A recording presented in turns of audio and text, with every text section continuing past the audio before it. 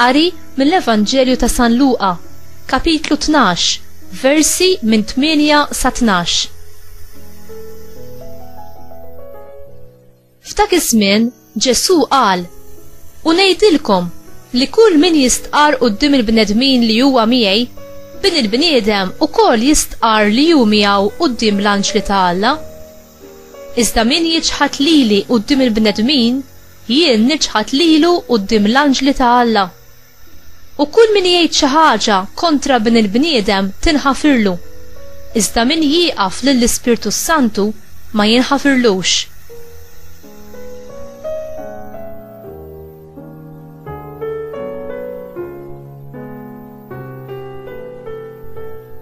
Meta jeħdukom quddiem is-sinagogi u l-kapijiet u s-setat, toqgħodux tħabblu raskom kif sejrin twieġbu jew x'sejrin tgħidu, għax l-Ispirtu Santu jallimkom dak il-ħin stess x'għandkom tgħidu.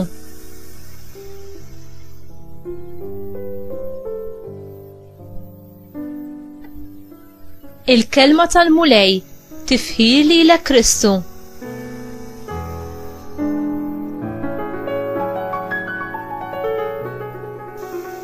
X'inhu id-dnub li ma jinħafirx u li Ġesu iwissina dwaru biex nevitawh?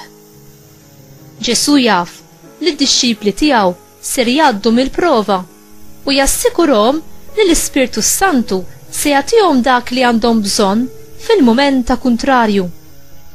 U jwissihom imma li huwa possibbli li wieħed jiġħad u jirrifjuta l-grazzja ta' Alla, li jitlef saħansitra l-fidi, kawża tal-bruda, tal-biża u tan-nuqqas ta' twemmin.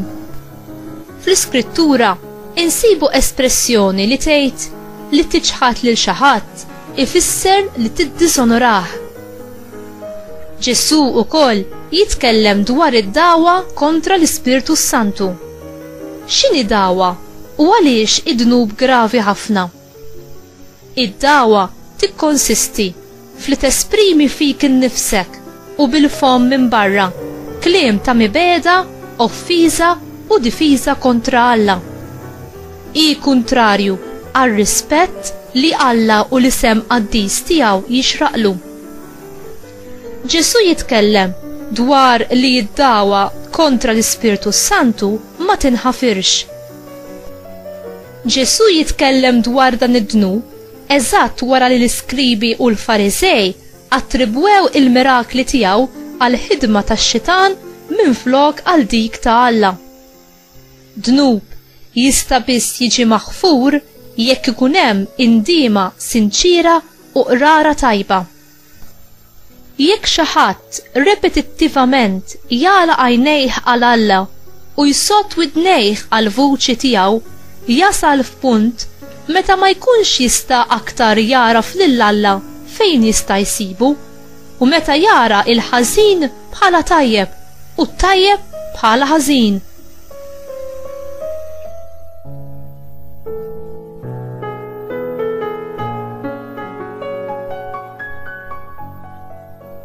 Li tibża mid-dnub fl-istess waqt huwa sinjal li inti m'intix mejjed għal Alla u inti konxju tal-bżonn tal-grazzja u l-ħnina ta' Alla f'ħajtek. M'hemmx limitu għall-ħnina ta' Alla, imma kull min jirrifjuta li jaċċetta l-ħnina tiegħu billi jindem u jirċievi s-sagrament tal-qrar ikun jirrifjuta il-maħfra għal dnubitu u s-salvazzjoni permezz tal-Ispirtu Santu.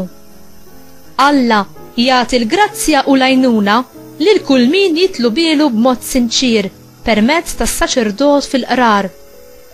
Li taqta' qalbek mill-ħnina ta' Alla u tirrifjuta li żżomm il-bogħod mid-dnub u n-nuqqas ta' twemmin jirriżulta mis-supervja u n-nuqqas ta' tama f'Alla.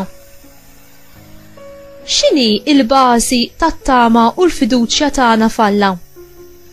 Il-mewt ta' Ġesu fuq is-salib rebħet għalina is-salvazzjoni u l-adozzjoni tagħna bħala ulied Alla.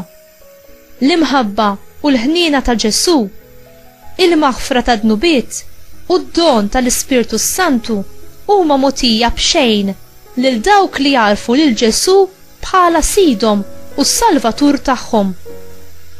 U inti, fejn qed tpoġġi it-tama żgura tiegħek? Qiegħda fi Kristu u r-rebħa tiegħu bis-salib u l-qawmien tiegħu mill-mewt?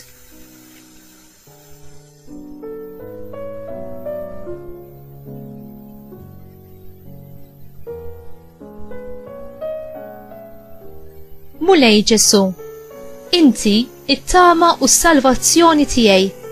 Għamel li jiena nafda fik f'kull ħin u li nafda fil-grazzja tiegħek fil-waqt tal-kuntrarju u t-tentazzjoni. Aziza Marija, Om ħelwa tiegħi, itlob għalija u flimkien miegħi biex in-nar tal-Ispiritu Santu jaqbad f'qalbi u jimlini bimħabba sinċira u tħeġġeġ għal ibnek u għalik. Amen.